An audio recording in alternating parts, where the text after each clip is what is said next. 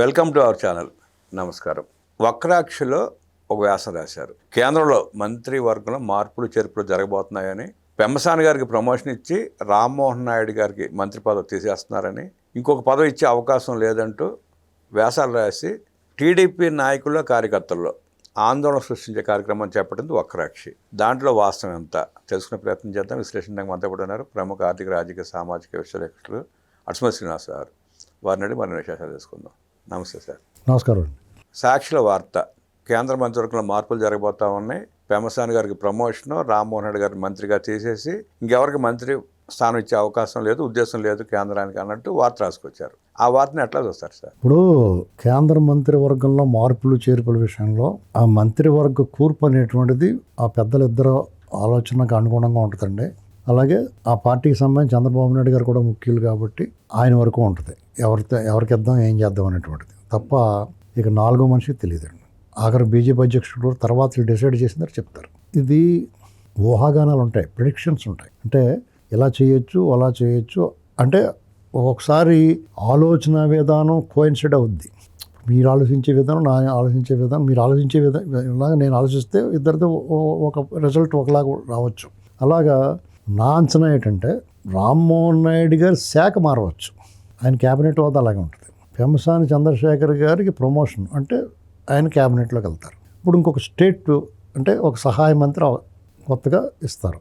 అది ఆంధ్రప్రదేశ్లో తెలుగుదేశం పార్టీకి ఇస్తారు, అవకాశం ఉంది. అది ఎవరిదనేటువంటిది నా అంచనా ప్రకారం ఒక మహిళకి ఒక అవకాశం ఉంది. ఇప్పుడున్న పరిస్థితి అంటే 33% అలాగే అంటున్నారు కదా వీళ్ళు టీడీపీ వాళ్ళు. అది చట్టం అవ్వకపోయినా సరే మేము ఇస్తామంటున్నారు కదా. ఆ లెక్కలో ఇప్పుడు బైరెడ్డి శబరి గారు నంద్యాల ఎంపీ, ఆవిడకి అవకాశం. ఎందుకంటే ఆవిడ ప్రసంగాలు, ఆవిడ డాషింగ్ నేచరు, ఎడ్యుకేషను ఇవన్నీ కూడా పరిగణలో తీసుకోవాలి. అలాగే ఆవిడ బాగా చదువుకున్నది కాబట్టి పూర్తి అవగాహనతో ఉండి ప్రజల పట్ల బాధ్యత కలిగి ఆవిడ ప్రవర్తన, మాట తీరు ఉంటుంది. అయితే ఒక లీడర్కి ఉండాల్సిన దూకుడు, అగ్రెసివ్నెస్, వాగ్దాటి ఆవిడకి సమృద్ధిగా ఉంది. అంతేకాకుండా యంగ్స్టర్, పని చేయగలదు. ఇప్పుడు వృద్ధులైతే చేయరా అంటే ఎంతో కొంత ప్రాబ్లం ఉంటుంది. ఇప్పుడు న్యూ జనరేషన్కి అవసరమైంది ఎవరంటే కొంచెం పెద్దవాళ్ళు, సీనియర్లతో పాటు జూనియర్లు కూడా ఉండాలి. ఇప్పుడు మనకు ఉన్న ఎంపీలు జెమ్స్ ఉన్నారు టీడీపీ. ఇప్పుడు అదృష్టం అది. రామ్మోహన్ నాయుడు గారైనా, పెమ్మసాని చంద్రశేఖర్ గారు, కృష్ణదేవరాయలు గారైనా, పుట్టా మహేష్ కుమార్ అయినా, ఇలాగా మీకు యూత్ కలిసి టప్పల నాయుడు ఇలాంటి వాళ్ళందరూ అసలు మీకు చాలా ఇప్పుడు కేసీఆర్ చిన్ని కూడా అతను బయట విమర్శలు అలాగున్నా ఆయన పని ఆయన యాక్టివ్గా బ్రహ్మాండంగా పని. ఏమండి ఇది మనం గమనించుకోవాలి చూస్తున్నప్పుడు. ఇప్పుడు ఆయన భరత్ గారు వైజాగ్లో, మన ఎంపీలు చూడండి, అందరూ మన ఎంపీలు అలాగే ఉన్నారు. అంతా కూడా తెలుగుదేశం పార్టీకి ఈసారి మాత్రం ఎంపీలు కూర్పు అదిరిపోయింది. మీకు వాళ్ళు పనితీరు చూడండి, పార్లమెంట్లో వాళ్ళ ప్రసంగాలు వినండి, సభికులందరూ కూడా ఆసక్తిగా వింటారు. ఎప్పుడు ముగిస్తారు బాబు అనుకుంటారు కొంతమంది మాట్లాడుతుంటే. రామ్మోహన్ రెడ్డి గారు కానీ, పెమ్మసాని గారు కానీ, శబరి గారు కానీ మాట్లాడుతుంటే, మన కృష్ణదేవరాయలు వీళ్ళందరూ మాట్లాడుతున్నప్పుడు జనాలందరూ చాలా ఆసక్తిగా ఉన్నారండి.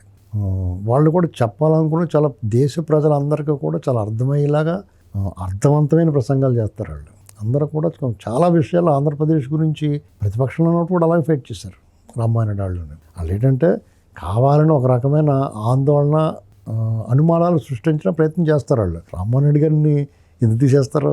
అదే ఎయిర్పోర్ట్లు మన దగ్గర ఇప్పుడు కొత్తగా వచ్చేవి ఉన్నాయి, జరుగుతూ ఉన్నాయి, ప్రారంభోత్సవం చేసుకోబోతున్నాం. ఈ సమయంలో మార్చే అవకాశం ఉందంటారు ఆయన్ని? సాధారణంగా అంటే మార్చొచ్చు, ఏముంది. ఇప్పుడు భోగాపురం ఎయిర్పోర్ట్ అయిపోయింది కదా, ఇంకా ఆయన శ్రీకాకుళం కూడా ఎయిర్పోర్ట్ అని చెప్పి నిన్న మొన్న ప్రకటించాడు ఆయన. మీకు అవన్నీ ఇప్పుడు ఆయన పాత్ర ఆయన పూర్తి చేశాడు. ఆయన మార్చొచ్చు, మార్చకపోవచ్చు ఒకవేళ. దానికి నేనైతే ఆయనదైతే క్యాబినెట్ ఉంటుంది డెఫినెట్గా. మోడీ గారు తన టీంని మంచి బాగా పరిగెత్తాడు. అంటే రణనినాదం చేసుకుంటా మెరుగైన అశ్వాలతోటి యుద్ధానికి వెళ్తాడు ఆయన. ఏంటండి గెలుపు గుర్రాలు అంటారు వీటిని. అన్నట్లని రాబోయే 2-3 ఏళ్ళలో అంతా ఎలక్షన్ మూడ్ కదా అంతానే. మోదీ గారికి కూడా ఇంట్రెస్ట్ రామ్మోహన్ నాయుడు అంటే, ఆయన ప్రసంగం అంతా నచ్చుతుంది. పెమ్మసాని గారు అంటే ఇప్పుడు మన ఎంపీలు అంటే ఆయనకి ఎంతో ఇష్టంగా ఉంటాడు ఆయన. ఎందుకంటే వీళ్ళు కరప్ట్ కాదు, యంగ్ అసలు వీళ్ళకి వాగ్దాటి ఉన్నవాళ్ళు అవకాశం వీళ్ళు మరీ అడ్డగోలుగా దోపిడీ చేసి బ్యాచ్ కాదు. అది డెఫినెట్గా ఆకర్షణ ఉంటుందండి. ఢిల్లీలో గౌరవం ఉంటుంది వాళ్ళకి. ఈ కూర్పులోనే జనసేనకు కూడా ఒక సహాయ మంత్రి పదవి ఇచ్చే అవకాశం ఉందని కూడా ఆ వర్గాల్లో వినపెడతా ఉంది. ఇస్తే వచ్చండి, అది బీజేపీ ఇష్టం. ఇంకా మన వైపు నుంచి అభ్యంతరం బ్రహ్మాండంగా మన రాష్ట్రానికి 4 అవుతాయి అప్పుడు, అంటే బీజేపీది కాకుండా.